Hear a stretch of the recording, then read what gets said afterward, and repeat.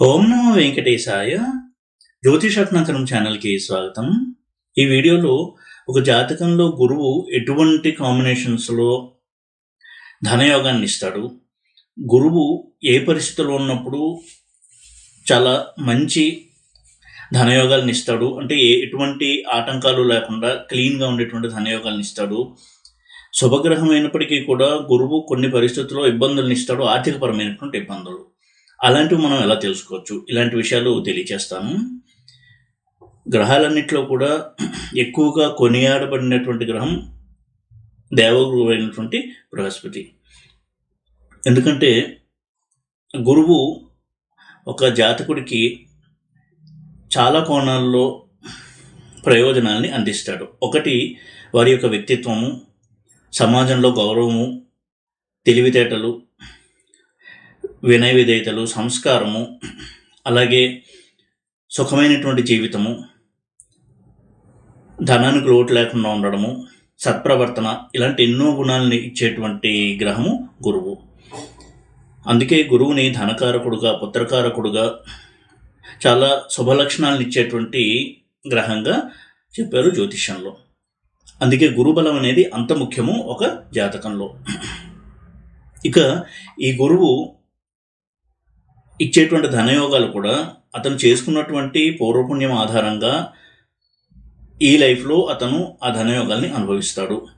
ఏ ధనయోగమైనా ఇదే ప్రిన్సిపల్. అయితే గురువు విషయానికి వచ్చినప్పటికీ గురువు కొంతవరకు మంచి పనుల ద్వారా, సత్ప్రవర్తన ద్వారా సమాజంలో మంచి పేరు తెచ్చుకుంటూ, సమాజంలో కొనియాడబడుతూ ధనయోగాల్ని అనుభవింపచేసేలా చేస్తాడు.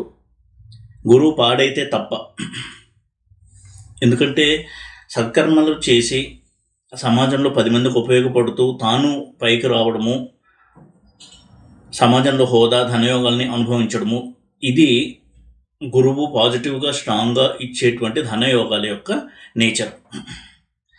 ఇక చాలామందికి గురువు యొక్క ధన యోగాల గురించి ఐడియా ఉంది.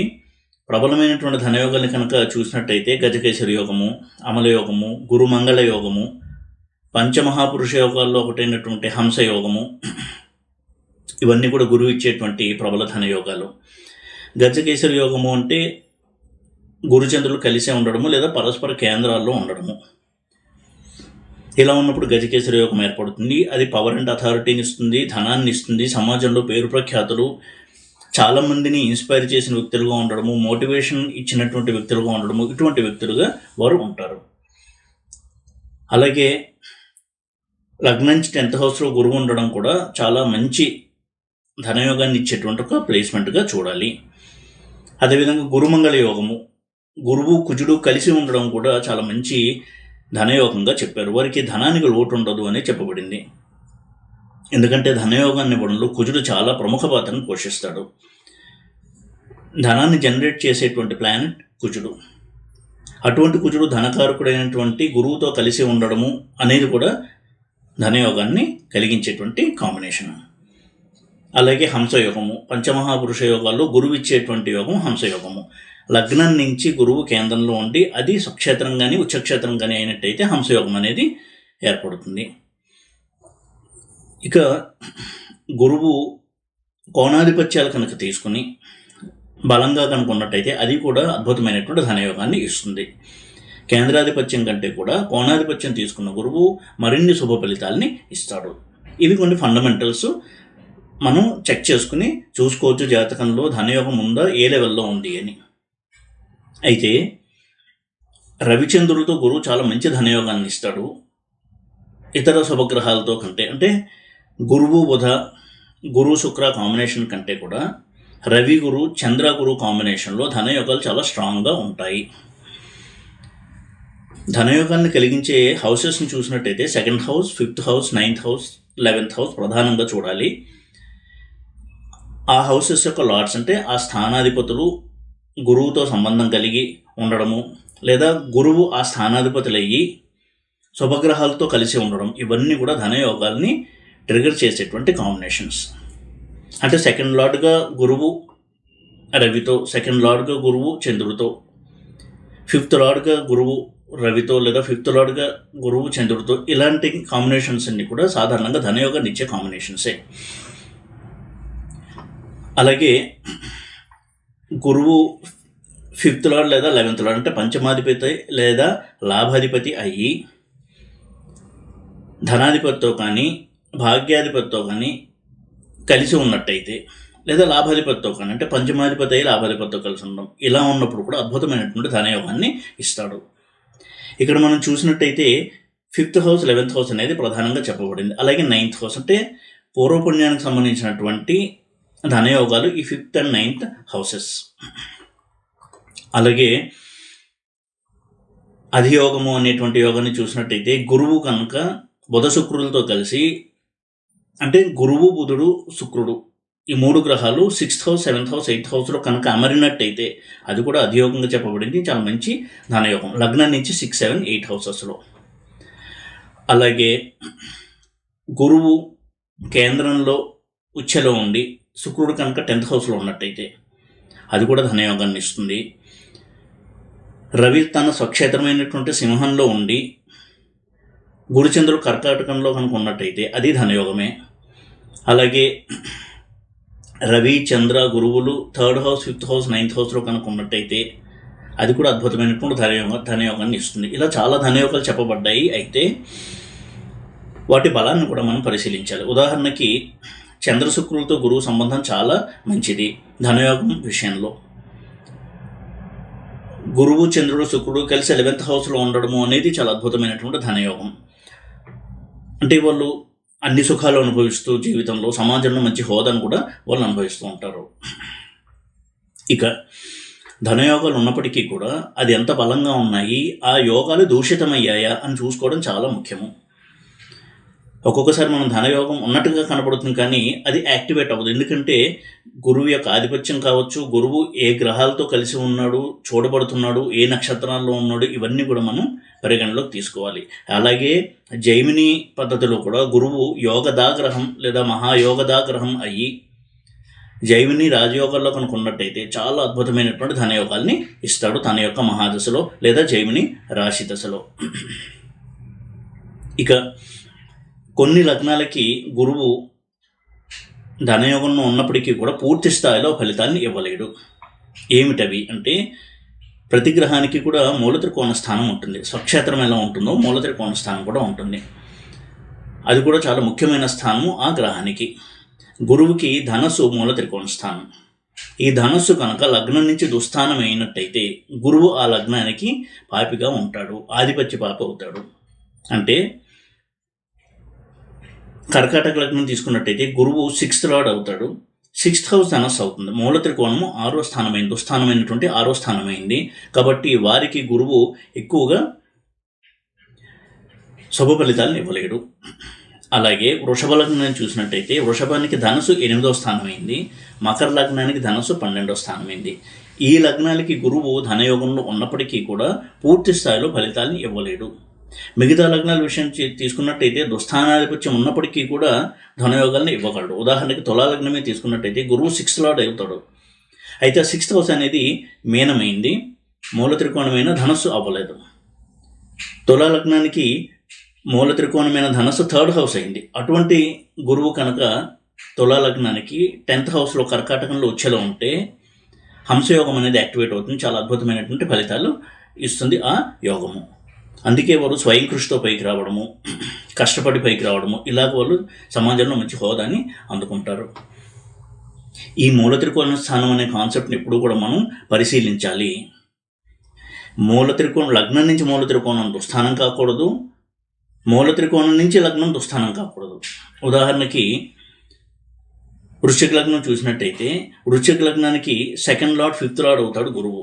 కానీ ఇవి చాలా మంచి హౌసెస్ కాబట్టి గురువు ధనయోగం ఇస్తాడు అనేటువంటి అభిప్రాయమే ఉంటుంది. అయితే వృశ్చిక లగ్నం తీసుకున్నట్టయితే ధనస్సు నుంచి అంటే మూల త్రికోణమైనటువంటి ధనస్సు నుంచి వృశ్చికం 12వ ఇల్లు అయింది.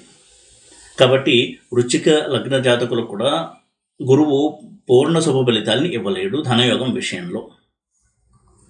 ఇలాంటి ఎన్నో ఎక్సెప్షన్స్ మనం చూడాల్సి ఉంటుంది. అలాగే గురువు కనుక షష్టారూఢము అష్టమారూఢము ఉన్నటువంటి రాశిలో ఉండి ధనయోగంలో ఉంటే ఆ ధనయోగం అనేది పూర్ణమైనటువంటి ఫలితాలని ఇవ్వలేదు. ఎప్పుడు కూడా ఆరూఢాలు మనం అందుకే స్టడీ చేస్తూ ఉండాలి.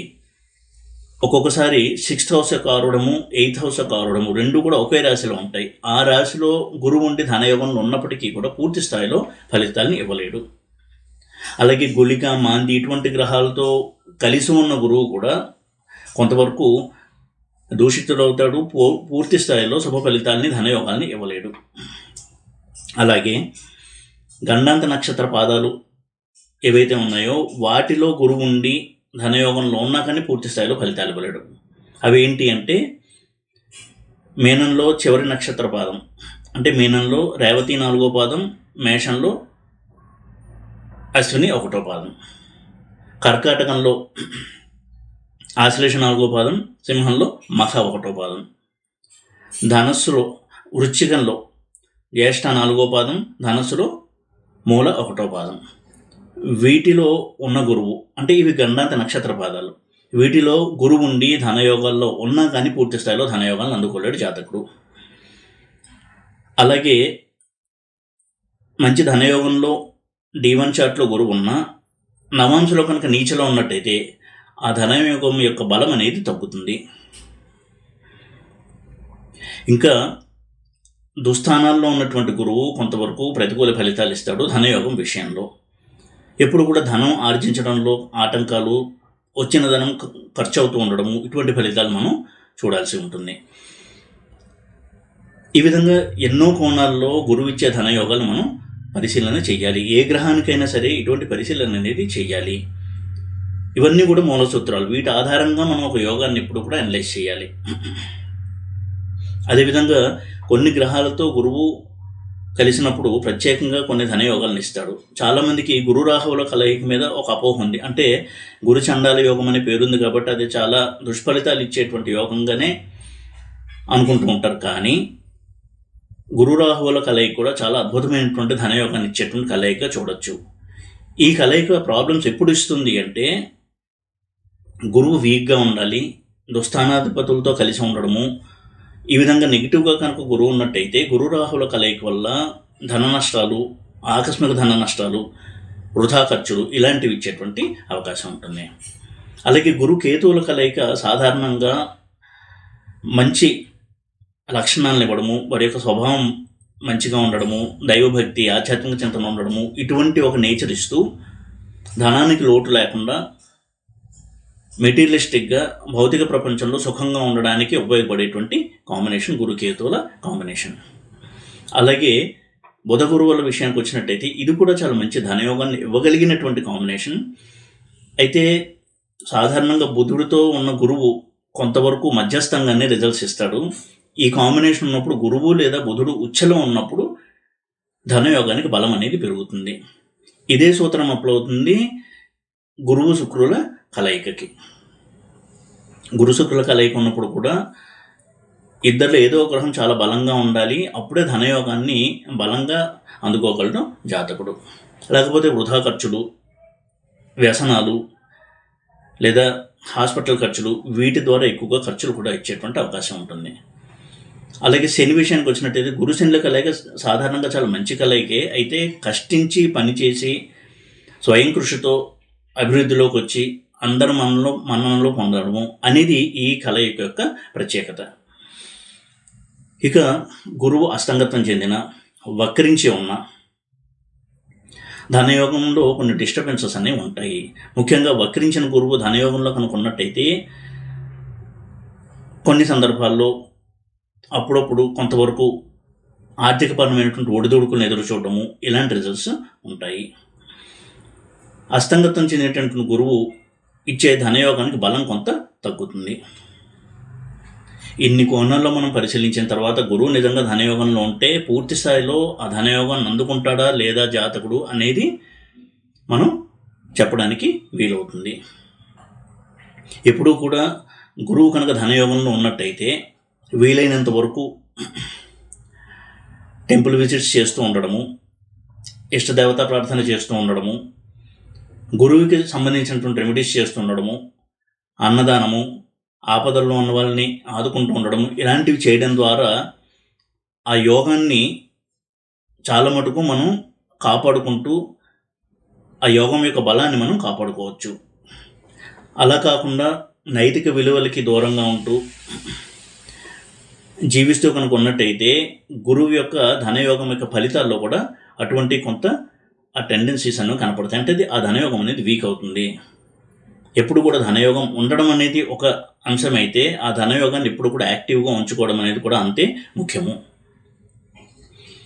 గురువు విషయంలో మాత్రం నైతిక విలువలు, దైవభక్తి, ఆధ్యాత్మిక సాధన అనేవి రెమెడీగా పనిచేస్తాయి. కాబట్టి గురువు కనుక ధనయోగంలో ఉన్నట్టయితే ఇటువంటి ఒక జీవన సరళిని కనుక అలవాటు చేసుకున్నట్టయితే ధనయోగాలు పూర్తి స్థాయిలో బలంగా జాతకుడు అందుకోవడానికి అవకాశాలు ఉంటాయి. ఈ వీడియో కనుక మీకు నచ్చినట్టయితే లైక్ చేసి, షేర్ చేసి, సబ్స్క్రైబ్ చేయండి. ఓం నమో వెంకటేశాయ.